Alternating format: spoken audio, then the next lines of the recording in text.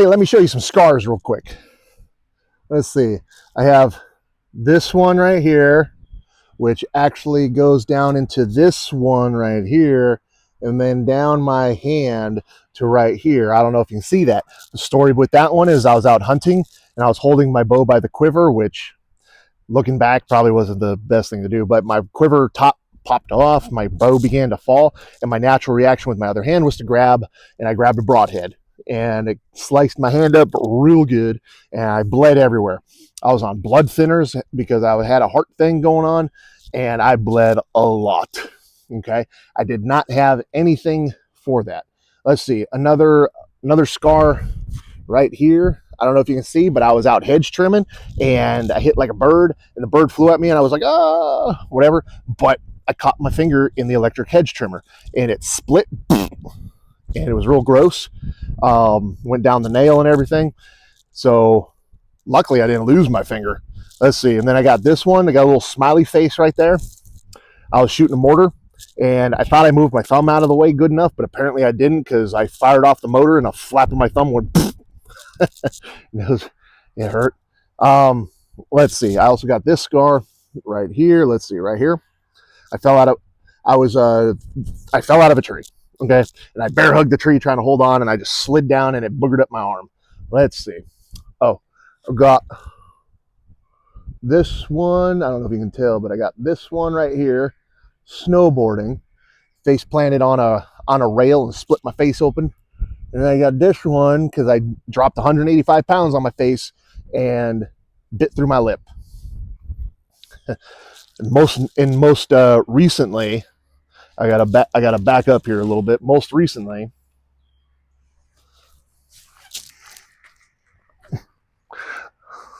I burned my leg. I burned my leg after having ironically enough, a fire safety class. I was cold. I was warming up by the fire, and I turned around and was just hanging out, and I think the wind shifted. Next thing I know, I'm like, wow, my leg's really hot, and I look down and my leg's on fire. So that sucked. And I didn't have any burn cream. So today we're going to be talking about first aid kits. So most people have enough common sense to know that you need a first aid kit when you go out into the wild, right? Because what if this happens? What if that happens, right? And most people think they're prepared just because they have a first aid kit in their bag. But if someone takes a bad fall, an axe slips, a knife slips, or a serious bleed in the field, a little boo-boo kit isn't going to be helping anybody. And stop thinking about comfort and start thinking about trauma. If there's one thing I have plenty of experience of, is the frickin' earth exploding and a lot of traumatic injuries. So let's get on it. So this kit is the kit I bought from Walmart, and it's not a bad kit. It's got a lot of good items in it. We have Band-Aids, we have alcohol wipes, and we have some gauze pads, and we got an ice compress. We even have a little poison oak, poison ivy gel. I mean, that's all great. It's all great. Nothing's wrong with this. And look, there's nothing wrong with having any of this stuff. You should have this stuff, okay? But a massive bleed, like I mentioned earlier, where I was bleeding super bad, this little Band-Aid isn't going to be stopping nothing. But this isn't only going to save somebody from a catastrophic injury in the field. What happens, again, when that axe slips and now you have major bleeding? What about if you have an airway that's compromised, or you have chest trauma, neck trauma? Most deaths are preventable in the field as long as you have the right gear and the right training. So here's the shift. You don't want to build your kit around convenience. You build it around what will kill you first. That's where the concept of the trauma first IFAK comes in, individual first aid kit. Now, I'm not going to go into deep combat medicine here. I'll do that in later videos. And I'm going to have a whole section in my school program on that. In this video, I just want you to understand one simple framework. Massive bleeding kills first.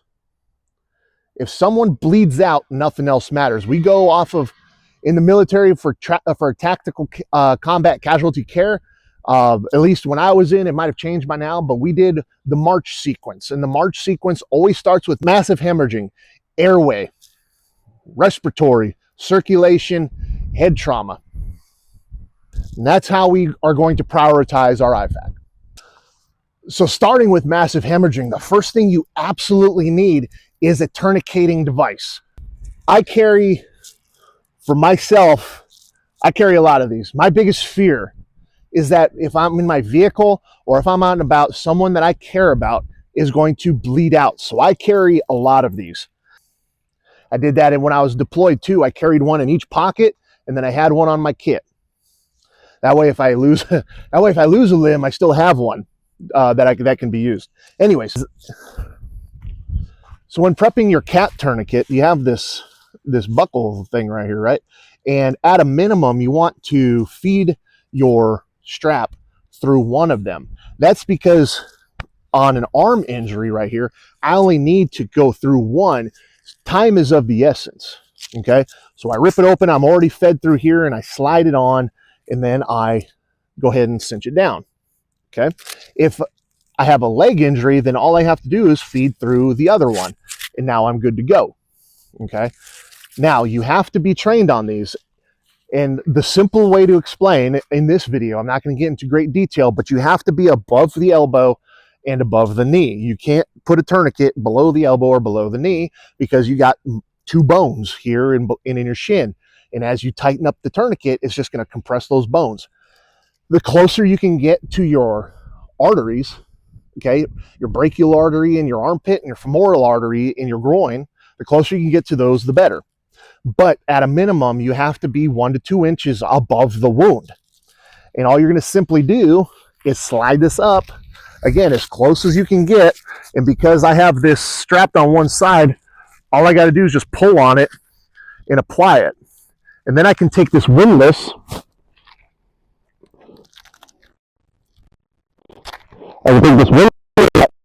and start to tighten it down, right?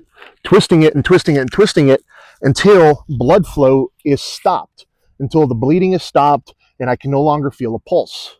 Okay, and you should train to be able to do this by yourself.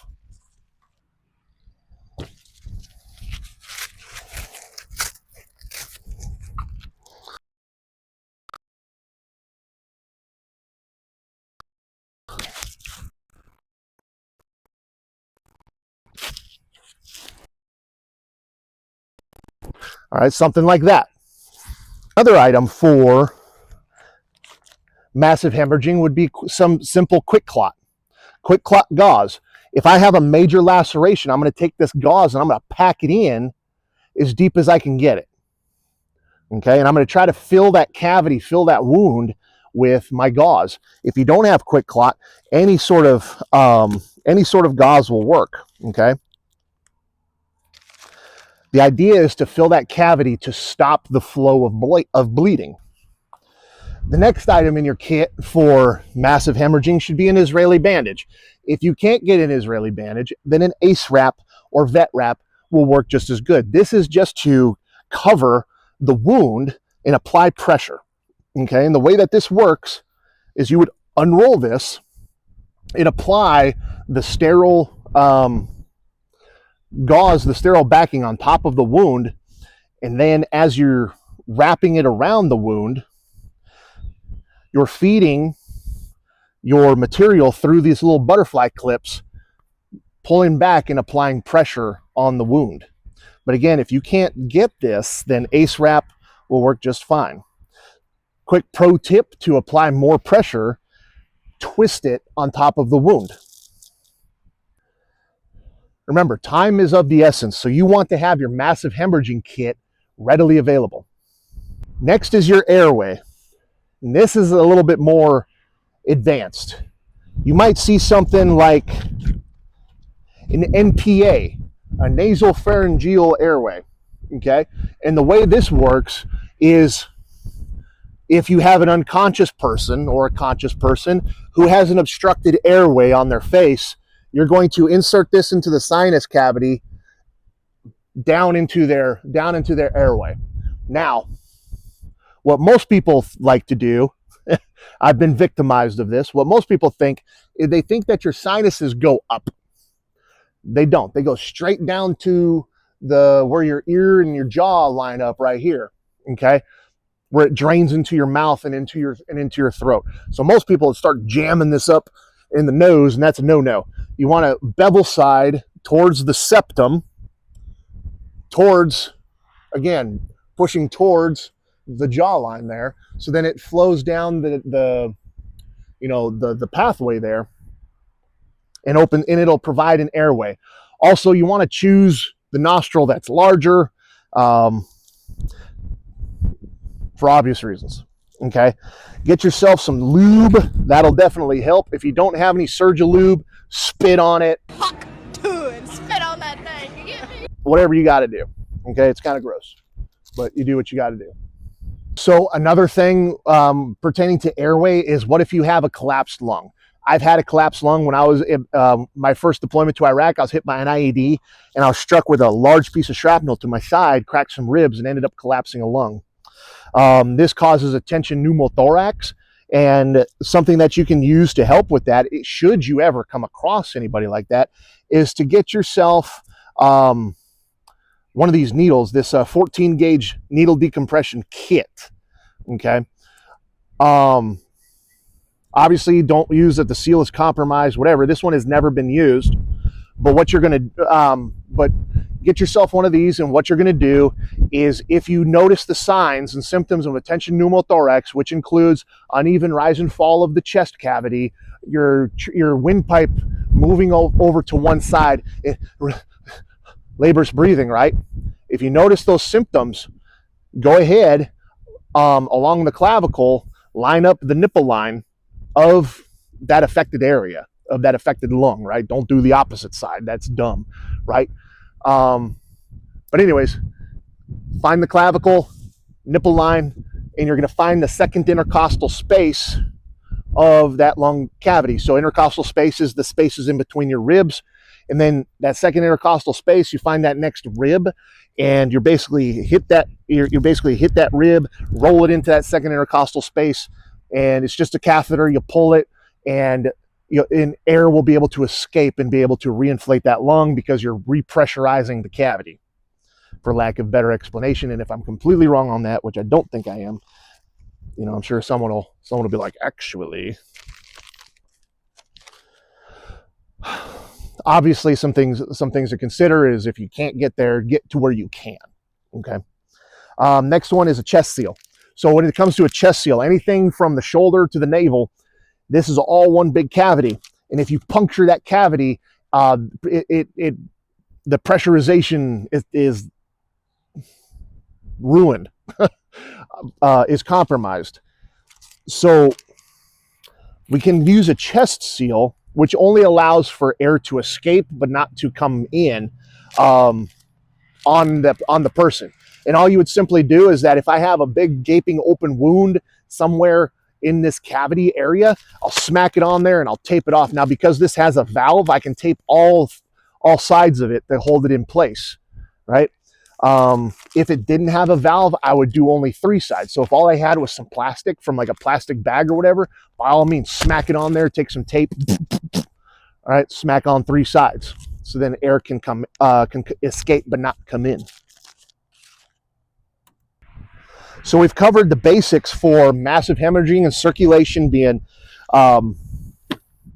tourniquets, Israeli bandages, and some gauze. We've talked about airway and respiratory with nasopharyngeal airways, 14 gauge needles for needle decompression, chest seals. Okay, let's just talk about some support items. Some support items, you need an emergency blanket, because if someone is in a traumatic experience, we always have to treat for shock. Okay, always have to treat for shock. Another thing you can have in your kit is gloves, but also, when it comes to breathing, a CPR mask. Okay. Make sure that the airway is unobstructed. Place it over there so you don't got to kiss your best friend. But if it was my best friend, I would kiss them. And I'd make sure it was a wet, sloppy one too. And we got some wound burn ointments, which I wish I would have had when I burned my leg. Got some antibiotic wipes, got gauze, got band-aids, got wound butterfly wound closures. And another thing to have,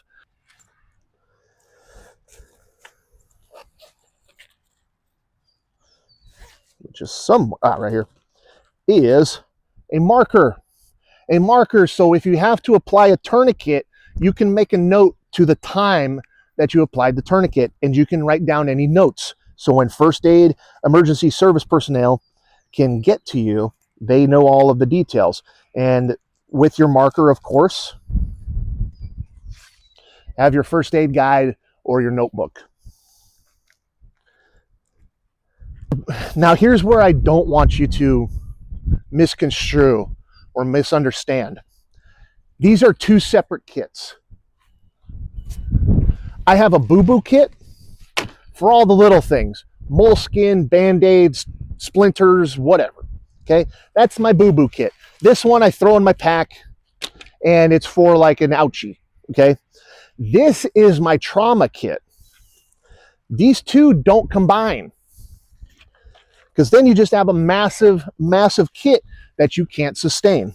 And then what I recommend, I can zip this up here. What I recommend is finding yourself a pouch that you can attach externally to your pack. That way, if something happens, you can rip this off and run with it. Okay, you don't have to bring your whole bag with you. So again, this one, throw in your pack. This one, keep accessible. And make sure that people know that they can find it. This one says first aid kit on it. So hopefully that will be, that'll, you know, be duh. But again, none of this matters without proper training. So bottom line, not that there's anything wrong with this, but think beyond comfort. Think worst case scenario, because I always say it's better to have and not need than to need and not have. The number one rule of survival is don't die. That's why we need the trauma kit. So here's what I'm going to offer. I'm going to offer either through my school a very, very in-depth course on wilderness first aid, or you can subscribe to my channel, hit the little bell, and I will provide videos, instructional videos on how to use these items. Either way, I believe this is important training. You'll get the training that you need. Also in the description, I will link to items that I would personally carry, given whatever reputation or influence I may have. Just my recommendations so that you can be more successful and effective. And then in follow-up videos, I'll have quick videos on how to properly use tourniquets, but also field expedient tourniquets, splints, all good stuff, and top 5 medical mistakes in the field. So again, make sure you hit subscribe, make sure you hit that bell icon. If you found this video to be helpful, share with your friends so that they can receive the training too. My name is Patrick, and this is Migizi Outdoors, and I hope to see you on a future video.